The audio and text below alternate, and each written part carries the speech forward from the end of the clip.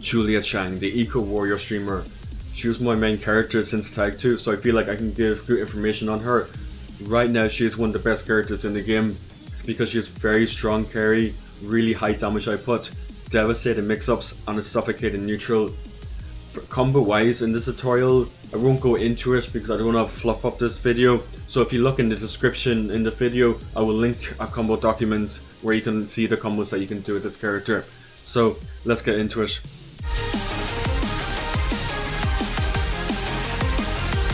So Julia's neutral game is very infamously suffocating. I say this because the main tool that you would use for this neutral is 4x1. Now 4x1 is really strong because it can high crush under jabs and other highs. It has really good tracking, especially if you delay it. It comes out pretty quick. It's a mid, it's +4 on hit, and it's only -2 on block. And then it has a counter follow-up as well, which gives you a beefy combo. And then so on, so on. So this allows Julia to really dictate the pace and really interrupt opponents a lot trying to approach her, or also trying to stay away from her, because it's a really good approach to a lot of range and high crushes, so it's risky for them to do jabs under it or whatever, for example. So yeah, elbow is definitely one tool you want to use as Julia. The other tool that you want to use is shotgun, which is punished by down 1. Why shotgun is good is because it has a follow-up on counter hit that you can confirm if you're on point. Is it difficult? But it's definitely worth learning how to do. It's very beefy, it has great tracking and great range, and when you do out block stun, it becomes a 12 frame. So it's a really strong tool to use at range. And then if you do 3 or 4 after the shotgun, you'll go into a spin stance where she has a serum block high, she has a mid option, she has a house sweep option as well. So she has a lot going to her, for her in terms of the neutral game with shotgun and elbow. These two alone can make her extremely frustrating to play against at neutral. Another mid poke that you can use is Denver 3. Denver 3 is good because it's a consistent 13 frame mid. If you're not comfortable in your input and your elbow and your shotgun out consistently, then Denver 3 is a good alternative. It has good tracking, it's really good on hit. On block, it's a bit bad, but you have an extension which can scare them from pressing buttons, so you can have some mental frame advantage with them for 3, and they continue pressure afterwards. Your main low poke will be Den 3. Den 3 is good because it's 13 frame, which I believe is one of the fastest low pokes in the game that isn't a generic Den 4. So it's 13 frame. It's only -1 on block or -1 on hit, so that means you can move around afterwards or backdash, see if they press something, and then whip punish them for it.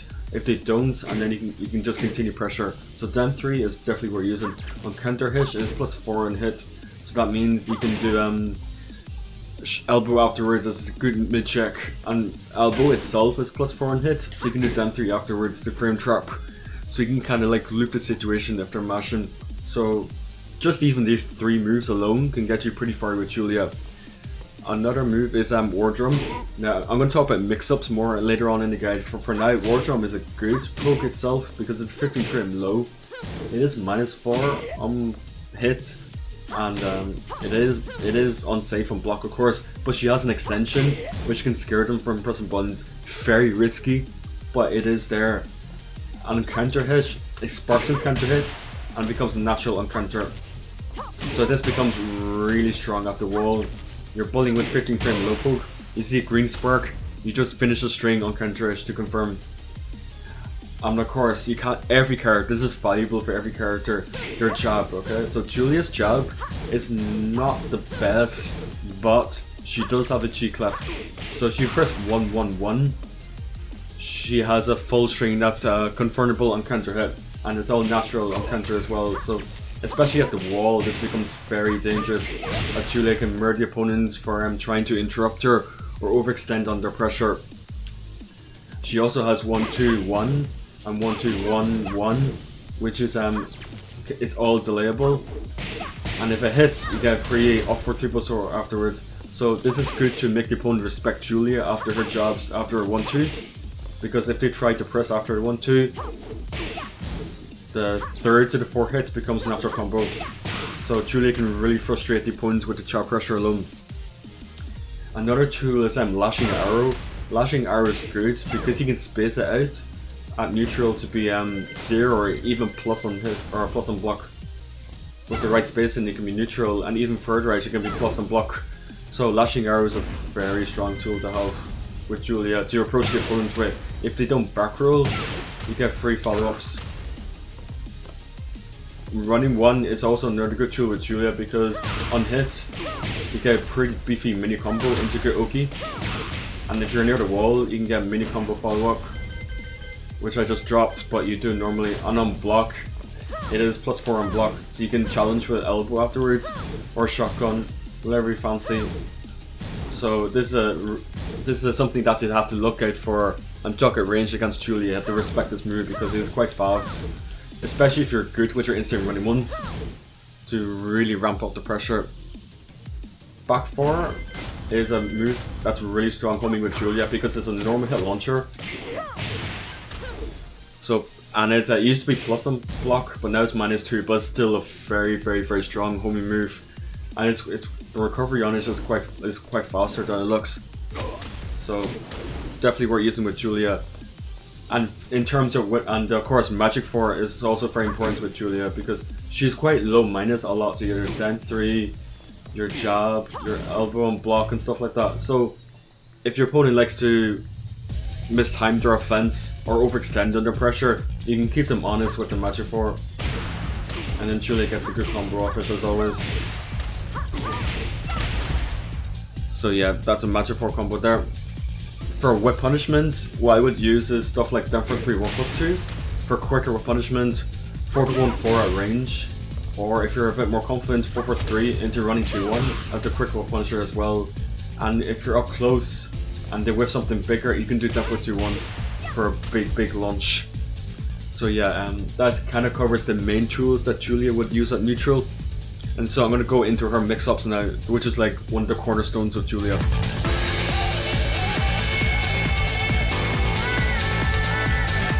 So all that said, they're really annoying to deal with at neutral, right? And then Julia not only has that suffocating neutral, but she also has a very devastating mix-up game. So let's talk about the mix-up games. So I'm going to set the opponents to move on the ground after this move called Bow and Arrow into Demo +2.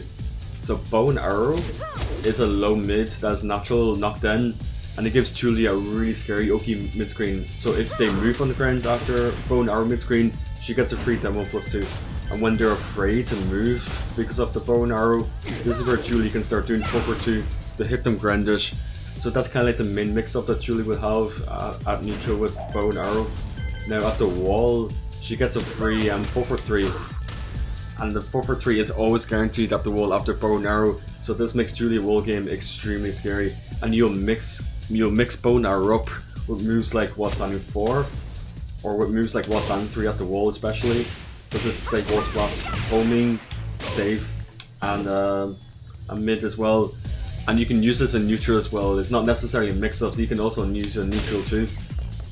And if you're feeling a little bit more risky, you can do wall standing 1 as a launcher, mid-screen especially, to get a combo if they're ducking for Bow and Arrow. The other mix-up options that Julia has is War Drum.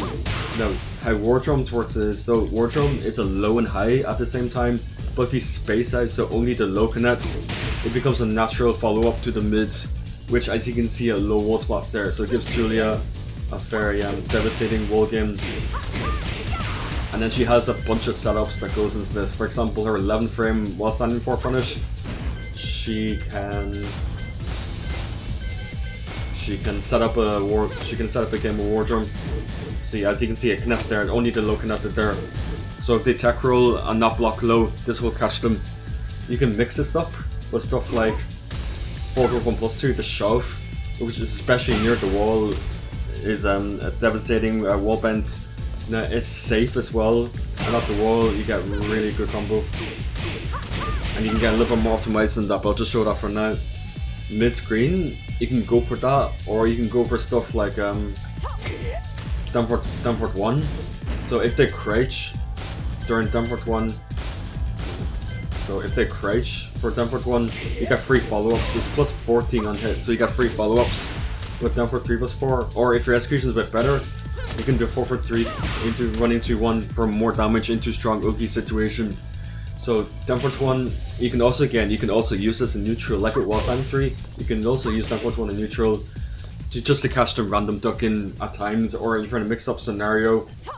Like say for example, I like to do this. So wall standing 4, spin. Will they block the hell sweep? Or will I spin and do the down forward 1? So those are things that you can do with Julia. At the wall, you want to do this as this max damage. Yeah, there's like resplats and more optimized stuff than that, but I'm just showing for now. Like, so you can do that as a guaranteed follow up at the wall, and mid screen you want to do 4-3 optimally. But yeah, that's Julia's like mixed up in a nutshell. Very devastating, and it's a great comeback mechanic for her.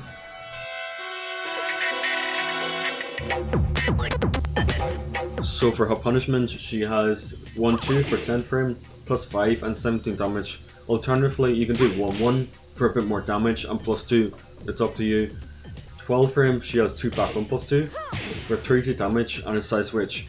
If you don't want to side switch, you can do 4-2-4 for plus 5 and 27 damage. At 13 frame, she has 10 forward 1 plus 2 with 32 damage and a knockdown, and if you're close to the wall, at the right range, you can actually get a follow up as well. At 14 frame, with a bit of execution, at 14 frame you can do 4-3 into running 2-1. It's difficult, but it is there as an option. At 15 frame, you have your launcher. So with down for 2-1. Now for wall standing punishment, you have 11 frame with wall standing 4, with into a knockdown into the mix-up situation I talked about earlier with your war drums and your mids. At 12 frame, not a lot of people know this, but 12 frame she has this, which is a 12 frame pretty beefy punisher and a wall splat if you're near a wall. At 14 frame, she has wall standing 3. It's less damage than her 12 frame, but it gives you better momentum, it gives you better situation to continue pressure. At 15 frame, she has wall standing 2, just a typical launcher. And that's pretty much it for Julia's punishment.